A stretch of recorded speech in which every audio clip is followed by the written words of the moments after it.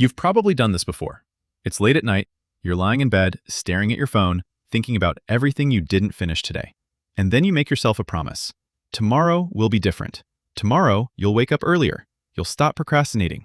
You'll finally start that thing you've been putting off. And for a few minutes, you actually believe yourself. Morning comes, the alarm rings, you reach for your phone. Just 5 more minutes. Then 5 becomes 30. And suddenly, you're back in the same place. The task is still there. The motivation is gone. And somewhere in the back of your mind, a quiet thought appears. Why do I keep doing this? Maybe you've started wondering if you're lazy. Maybe you think you lack discipline. Maybe you've convinced yourself that you're simply not the kind of person who follows through. But what if that's not the real problem? What if something much more interesting is happening? Because every time you make a promise to yourself, your brain is paying attention. Think about the people you trust. You trust someone because they've given you evidence. They say they'll call, and they call. They say they'll show up, and they show up. They don't have to keep telling you they're trustworthy. Their behavior has already proven it. Now here's the uncomfortable part. You have a relationship like that with yourself, and your brain is watching. Every time you say, "I'll do it," your brain doesn't care about the speech. It cares about what happens next. Did you do it? Or didn't you? One missed promise isn't a disaster. Everyone has bad days. But when it happens over and over, something changes. You stop believing your own intentions. And that's when procrastination can become much deeper than simply avoiding a task. You start losing something more important: self-trust. Most people respond to this by making an even bigger promise. They say, "That's it, I'm changing everything. Tomorrow I'll wake up at 5 a.m. I'll exercise every day. I'll study for 4 hours. I'll stop wasting time. I'll become disciplined." And for one day, maybe they actually do it. Then life happens. They're tired. Something goes wrong. They miss one day. And suddenly, the entire plan collapses. Why? Because they were trying to build a completely new identity overnight. But your brain doesn't change because you made one dramatic decision. It changes through repeated evidence. And this is where things get interesting. Imagine you're trying to repair a broken bridge. You wouldn't drive a truck across it first. You'd test it. One small step, then another, then another. That's how you should rebuild trust with yourself. Not with enormous promises, with tiny ones. Tell yourself, "I'm going to work on this for 10 minutes. And then actually do 10 minutes. Not an hour, not 3 hours. 10 minutes. Because the goal isn't productivity yet. The goal is to teach your brain, when I say I'll do something, I follow through. Tomorrow, make another small promise. Keep it. Then another. Keep it. Something begins to happen. The promises get boring. And that's exactly what you want. Because eventually, following through doesn't require a motivational speech anymore. It becomes normal. But there's another problem.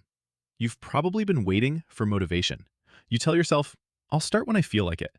And that's where the trap begins. Because motivation is a feeling. Feelings change. Some mornings you'll feel unstoppable. Other mornings you'll feel like doing absolutely nothing.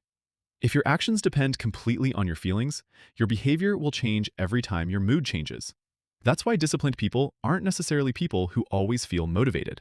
They've simply learned something different. They don't negotiate with every feeling. They can say, "I don't really feel like doing this, but I'll do the small version anyway." That's an important distinction. You don't need to win the entire day. You need to win the next few minutes. Now imagine this. You wake up tomorrow. You don't feel motivated. Your brain gives you all the usual reasons to stay in bed. But instead of making another huge promise, you make a tiny one. "I'll just get up." That's it. You get up. Then, "I'll just open the book." You open it. "I'll just work for 10 minutes." You work. And something strange happens. You realize you don't need to feel ready to begin. You only needed to begin small enough that your brain couldn't talk you out of it. And now you've created something powerful. Evidence. Not motivation. Not positive thinking. Evidence. Evidence that says, maybe I can trust myself after all. This is why tiny victories matter more than they seem. Finishing one small task doesn't magically transform your life, but it changes the story you're telling yourself. Yesterday, I never follow through. Today, I followed through. Tomorrow, I did it again. And after enough repetitions, the sentence changes. I'm someone who follows through. That's identity.